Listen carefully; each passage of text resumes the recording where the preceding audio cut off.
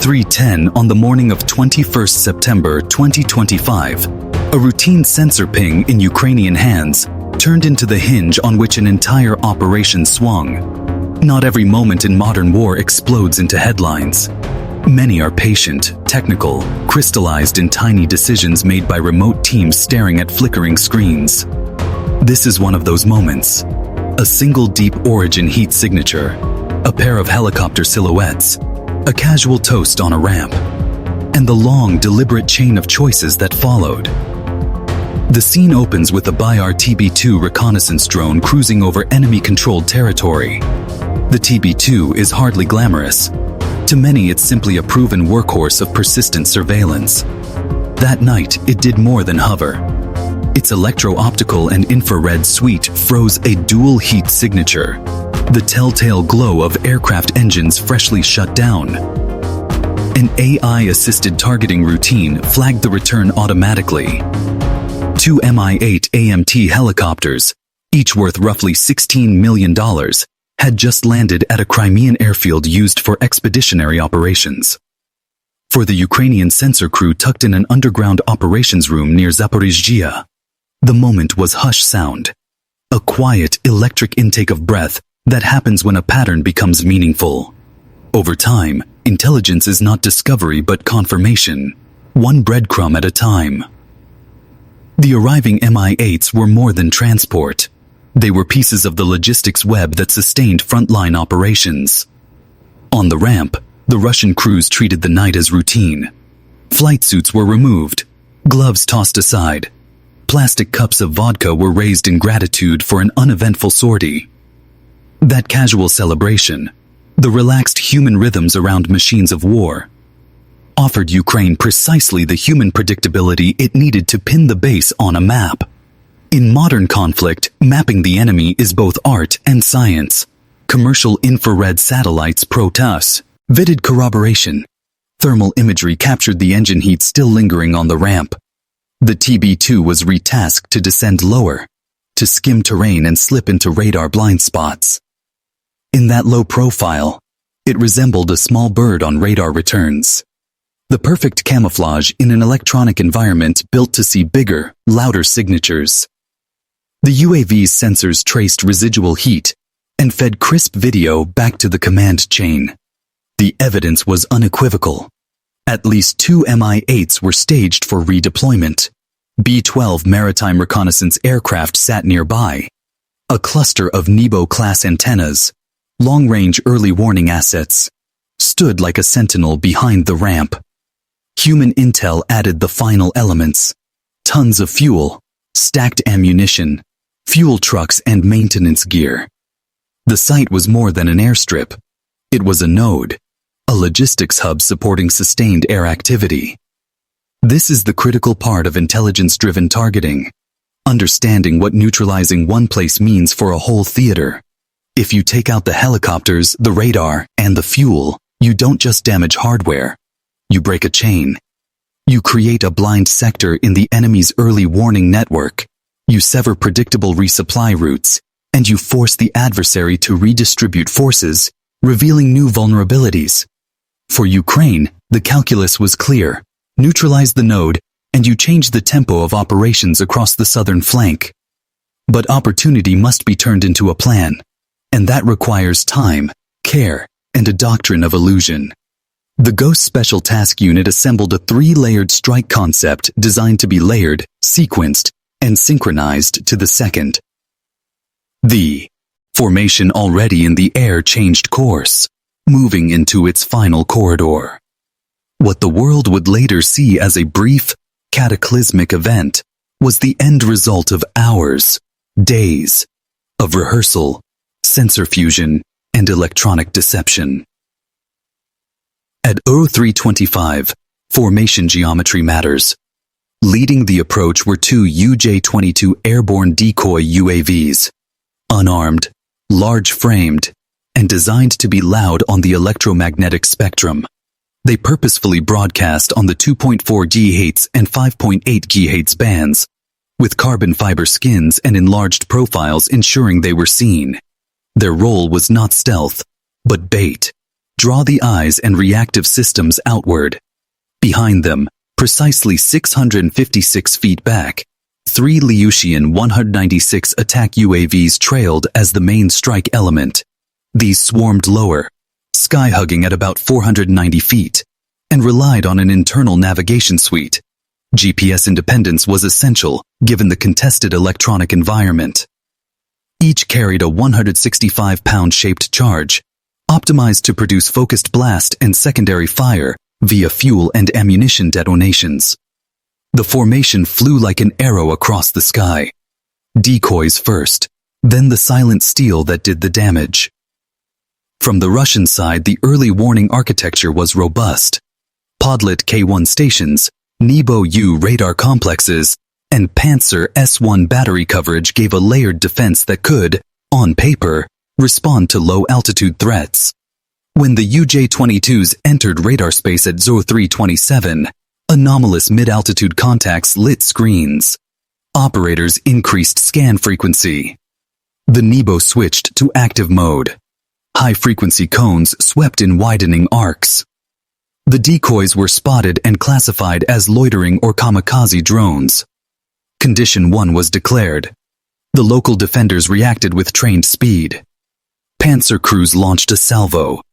257 rounds in one burst, and 2 decoy UAVs were intercepted in quick succession. Fireballs blossomed and wreckage rained into open ground less than 1,650 feet from the airfield fence. A duty officer reported the clearance. A false sense of security briefly settled over the defense complex. The air defense's reaction was precisely what the Ukrainians had engineered to distract and consume engagement windows.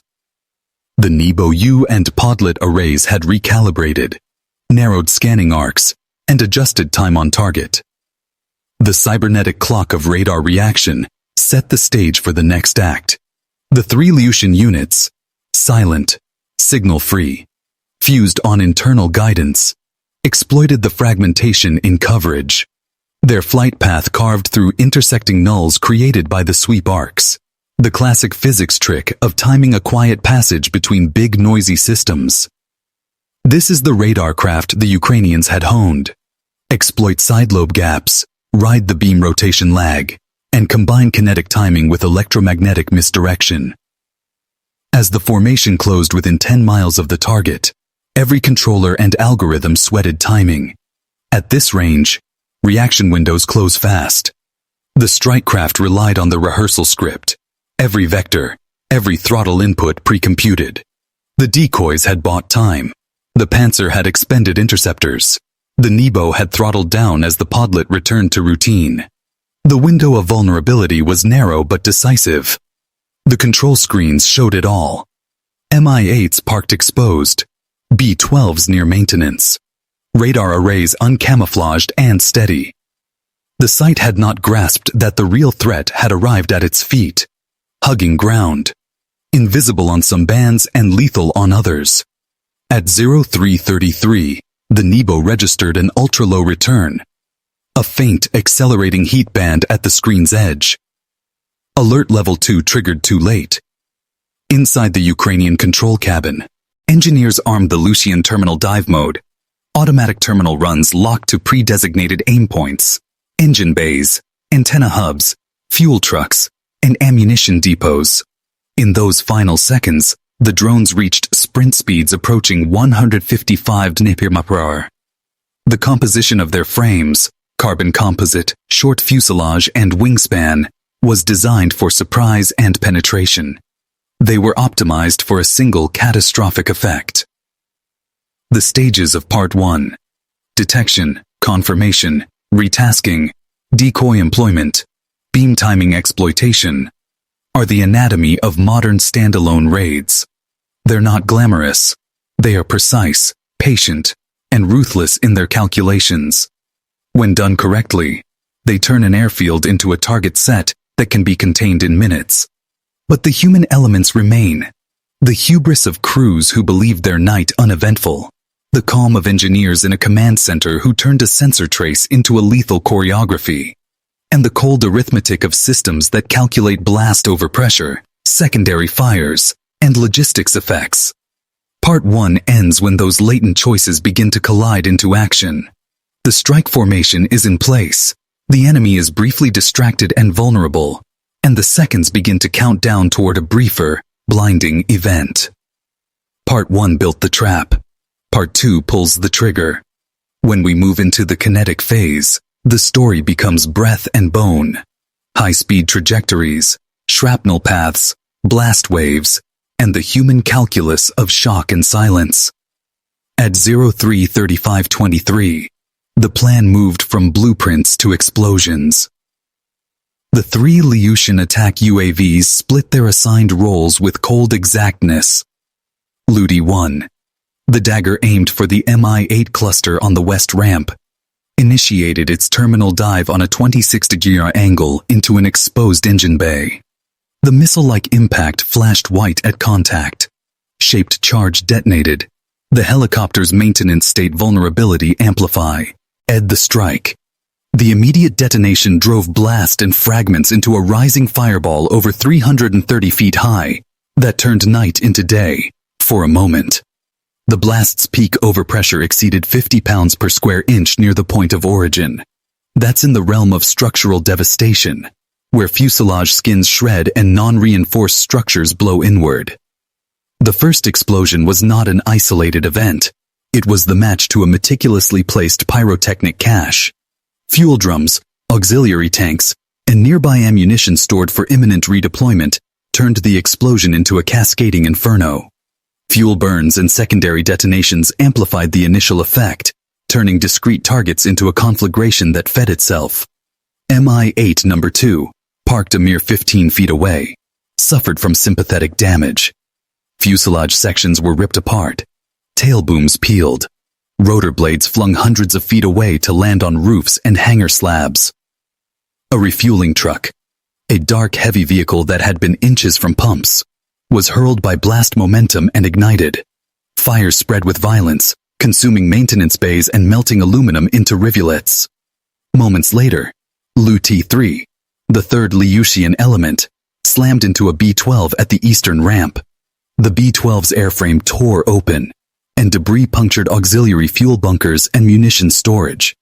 The B-12's ignition created pool fires which, given the proximity of stored ordnance, triggered serial detonations across the munitions bunkers. Smoke and heat combined into a thermal bloom visible to commercial infrared imagers an hour later, a luminous hotspot with dimensions that betrayed the scale of destruction. But the most strategically consequential strike was Ludi-2's deliberate, surgical collision with the Nebo-U main antenna array. The Nebo is not just metal, it is the eye, a long-range early warning sensor that gives commanders time to react to aerial threats. The strike severed that eye at its root. The explosion was dry and violent. The antenna array collapsed into a heap of twisted metal, and the earth shuddered across a radius of more than 12.5 miles. Local residents, later interviewed or seen in footage, described the event as an earthquake, but the signatures, sonic booms, thermal plumes, and blast overpressure, were unmistakably military. Warehouse windows shattered over 1,970 feet away. Roof fragments and high-temperature fragments rained down on nearby villages. Within 7 minutes of the first impact, the base had lost nearly every critical capability. From radar to rotary wing lift to maritime reconnaissance, the site burned and crumpled. Commercial satellite imagery later made the damage plain. 3 Mi-8s charred to frames, 1 B-12 mangled beyond recognition, and the Nebo array collapsed and inert. Ramp surfaces blackened across roughly 984 feet. Debris strewn across the grounds and scorch marks stretching into fuel storage areas created a landscape of ruin visible from orbit.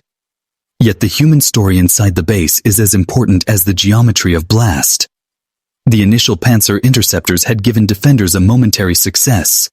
2 decoys neutralized and a command cabin cleared. That success quickly turned into paralysis. The mix of confusion, sensor saturation, and a damaged early warning system compromised coordinated response. Radios filled with terse messages. Bastal, E under attack. Radar damaged. Requesting immediate assistance. And then a kind of electronic fatigue set in as infrastructure degraded and communications choked on smoke, heat, and intermittent power. In less than 10 minutes, the base was effectively blind, and its airlift capability knocked out. The physical effects were catastrophic. The strategic effects were concentrated and swift. Early warning loss removed a key defensive buffer for a wide swath of Crimea's northwest approach. The destroyed helicopters removed significant lift capacity for redeployment and casualty evacuation. The burned fuel and destroyed ammunition stocks halted logistical flows. Plans that had depended on just-in-time resupply were forced to pause or risk running dry. In practical terms, the attack created a 90-kilometer blind sector that Ukraine could exploit in follow-on operations. Moscow's commanders were left to reconfigure transit routes, disperse assets, and accept longer, more detectable supply lines. Operational art was on display. The Ukrainians had deliberately targeted nodes that, when removed, produced systemic cascades. It was not merely about destroying aircraft. It was about fracturing the web. The nighttime inferno that followed did the work of forcing redistribution. Russian forces in the region reacted predictably, sealing the base perimeter, deploying extra podlet K-1 assets, suspending low-level flights, and moving cover assets to fill the hole. Each movement revealed something new: telemetry, patterns, logistic choke points. And each new target became a future opportunity. After the action, commercial IR satellites logged a high-intensity hotspot, and Maxar imagery in the morning made the physical devastation clear. Telegram channels in local communities circulated raw footage. Hot metal fragments raining on roofs, blackened ramp surfaces, and military police sealing off the area. Analysts rapidly synced geolocation and thermal signatures to confirm coordinates. A once-hidden base had been revealed in before and after mosaics. The damage estimate, in the order of hundreds of millions of dollars, was more than dollar value. It was a strategic yardstick. Early warning erased, lift knocked out, maritime reconnaissance capacity degraded, expeditionary fuel stocks gone. For at least 48 hours, the airfield was effectively non-operational. But war does not stop at the rubble. The Ukrainian operation had made Moscow improvise. Aircraft that used to transit through the neutralized field would now be rerouted over longer arcs and through corridors with more sensors. Transit time increased, logistics costs rose, and detectability increased. An advantage that Ukraine could exploit to impose attrition. By forcing dispersion and movement, the operation turned a single strike into sustained targeting opportunities. Part 2 concludes in the raw aftermath. Fires burning, command nets choked, and the airfield silent. The human cost, not merely in machines, but the stress on the soldiers and crews who survived, cannot be reduced to numbers. This was a message written in fire and metal. Timing, tactics, and the right application of unmanned systems can outmaneuver expensive, centralized hardware when the latter is anchored and predictable. The physical destruction may be the most visible consequence, but the strategic and doctrinal ripples of the strike extend far beyond charred concrete and twisted radar arrays. Operation Ghost, as analysts later named the raid, demonstrates how asymmetric tools, practice doctrine, and disciplined decision-making can reshape operational realities on a contested front. Part 3. Steps back to assess the effects: tactical, operational, strategic, and political. Tactically, the operation validated a few enduring truths of modern conflict. First, sensor fusion wins. The lethal mosaic that produced the strike was not a single camera view, but the product of commercial satellite imagery, persistent drone reconnaissance, human intelligence, and electronic signals analysis. Alone, each asset offers partial truth. Together, they produced certainty sufficient to risk a high-value strike. Second, timing and deception are force multipliers. The deliberate use of decoys to exhaust interceptors and fragment radar coverage is classic in concept. Advancing it with low observable strikecraft and GPS-independent guidance is modern craft. Third, attacking nodes rather than platforms critiques traditional attrition models. You do not necessarily need to destroy everything to disrupt everything. Disable the node that matters, and you force the opponent into costly adjustments.